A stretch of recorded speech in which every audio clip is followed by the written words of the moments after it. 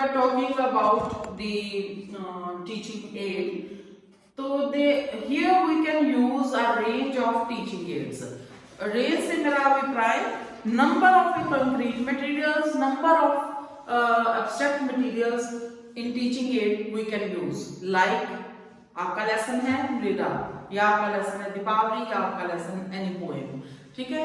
इसमें आप क्या कर सकते हैं, I can use for example एक उठाते हैं, आई एम टीचिंग मृदा, ठीक है, द सॉइल, तो उसमें मैं क्या कर सकती हूँ, I can take the chart, ठीक है, chart which will depict, which will show the classification of the soil, ठीक है, मृदा का चार्ट जिसमें मृदा के विभिन्न प्रकारों को वर्गीकृत किया होगा, ठीक है, that content material will be in the form of a chart, clear।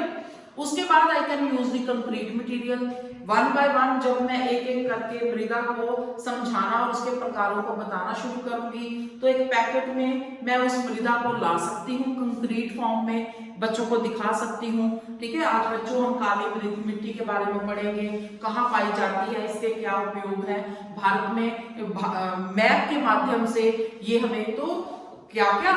अब आप अगर बोलें कि शिक्षण सहायक सामग्री के तौर पर आप सिर्फ दो ही चीजें लेके जाएंगे, लाइक आप चार्ट लेके जाएंगे, that is very much wrong notion.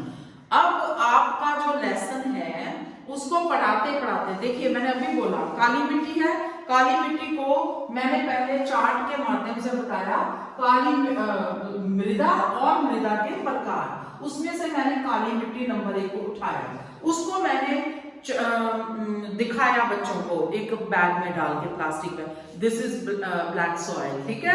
अब ये भारत में कहाँ पाई जाती है, उन एरियाज को दिखाने के लिए I need a map of India, ठीक है, जो भारत की मिट्टियों के ऊपर आधारित होगा।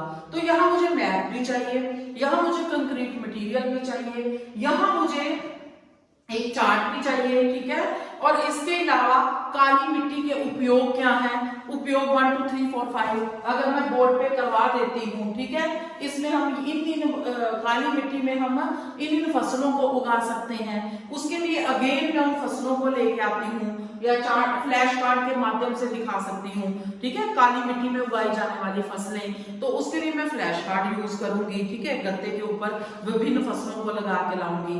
तो सी कि मेरा लेसन जो जो मेरे से मांग रहा है, ठीक है, पढ़ाने के लिए उसे जिस जिस चीज की सहायता चाहिए, अगर मैं उसका प्रयोग कर रही हूं, then the lesson will be full-fledgedly supported by the teaching aids, ठीक है, तब उसे अपने सहायता मिल रही है शिक्षण सहायक सामग्रियों की।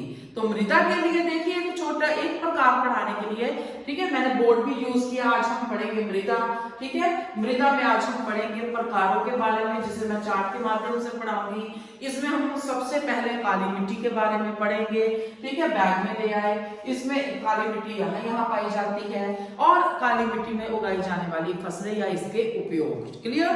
तो ये था एक चीज को, एक पार्ट को पढ़ाने। अब दूसरी के लिए अगेन मुझे इसी तरह की चीजें चाहिए। अब ये था मृदा को पढ़ाने के लिए, मैं दीपावली पढ़ाऊंगी तो मैं बोलूंगी नहीं, मैडम ने बोला था मुझे चार्ट चाहिए, फ्लैश कार्ड चाहिए, ये चाहिए, ठीक है, जरूरी नहीं है, हो सकता है दीपावली या बहुत तरह की चीजें रिक्वायर्ड। अब मैंने पोएम पढ़ानी है शाम में एक किसान, अब शाम में एक किसान को दर्शाने के लिए कि शाम अपने आप को एक पहाड़ की भांति महसूस करता है, ठीक है, तो मुझे एक मॉडल चाहिए जिसमें एक पहाड़ बना हो और शाम जो है वो अपने बारे में सोच रहा है दैट आई एम लाइक अ पर्वत या I am like a mountain, ठीक है। तो इसमें ये जो चीजें हैं कि किस लेसन को किस तरह की सहायक सामग्री की जरूरत है, ये उस लेसन के ऊपर निर्भर करेगा जिसका चयन आप अपनी प्रस्तुति के लिए करना चाहते हैं, ठीक है। So the third and very very important thing which is required in the skill of explanation is the use of the teaching ads, ठीक है। अब इसके बाद अगला घटक जो है वो है हमारे पास, द नेक्स्ट थिंग इज विद्यार्थियों के लिए रोचक, इंटरेस्टिंग टू द पीपल, विद्यार्थियों के लिए रोचक, इंटरेस्टिंग फॉर द पीपल और to the people, for the people, ठीक है। विद्यार्थियों के लिए रोचक। अब आपका जो लेसन है वो विद्यार्थी के लिए बहुत obviously to motivate him in for the teaching. आपका जो लेसन है, बच्चा आप पढ़ा रहे हैं लेकिन बच्चे का ध्यान ही आपके लेसन की तरफ नहीं है। क्यों नहीं है? आप सारी चीजों, क्योंकि आप उसे रोचक, आप अपने सब्जेक्ट के मास्टर हैं, आप अपने चीजों को भली भांति प्रस्तुत कर रहे हैं, लेकिन उसके बावजूद भी बच्चे आपके लेसन में इंटरेस्ट नहीं ले पा रहे हैं। सारी की सारी क्लास जब थोड़े ले रहे हैं, पूरी क्लास उसमें इन्वॉल्व नहीं हो रही है, तो भी आपको टीचिंग को एक फेलियर काउंट होगी। ठीक है, इसका कारण क्या हो सकता है? एक टीचर है, वो मैथ का एक बहुत अच्छा टीचर है, अध्यापक है, बड़ी देर से अध्यापन कर रहा है, लेकिन जब वो कक्षा में जाता है तो बहुत सारे के सारे कक्षा के बच्चे उसके साथ नहीं जुड़ पाते। कारण कि उसके वो सक्षम है अपने सब्जेक्ट मैटर को पढ़ाने के लिए, लेकिन उसको पढ़ाने हेतु वो उसमें वो चीजें शामिल नहीं कर पा रहा जो उसका रैपट, ठीक है, बच्चों के साथ बनाने में उसे काबिल बनाए। लाइक वो उसे, हमारा जो लेसन है, अब अगर सीधे शब्दों में बोले तो उसमें बहुत सारी चीजों की भरमारता ऐसी भी होनी चाहिए जो आपके जीवंत उदाहरणों के रूप में हो। ठीक है, जो डे टू डे लाइफ से चीजें जुड़ी हों, उसका उदाहरण लेते हुए जब अध्यापक पढ़ाता है तो बच्चे को लगता है कि that the teacher is talking somewhat about my own life. ठीक है, और ये मेरे लिए महत्वपूर्ण है क्योंकि ये मेरे जीवन के साथ जुड़ा हुआ है। ठीक है, तो अब यहाँ पर interesting for the people mean बच्चे के लिए रोचक बनाने के लिए, ठीक है, लेसन को आपको बहुत सारी लाइव एग्जांपल्स का इस्तेमाल करना चाहिए। और इसके अलावा यहाँ पर हम लाइव एग्जांपल की ही बात कर रहे हैं, लेकिन इसके अलावा again teaching add, proper teaching ads, ठीक है, उसका इस्तेमाल।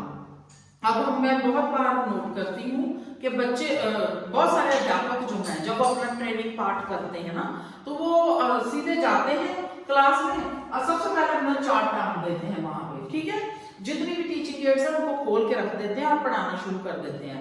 That is totally wrong. Clear? बच्चा जो है वो, उसके लिए जितनी भी टीचिंग एड्स किस चीज के लिए हैं?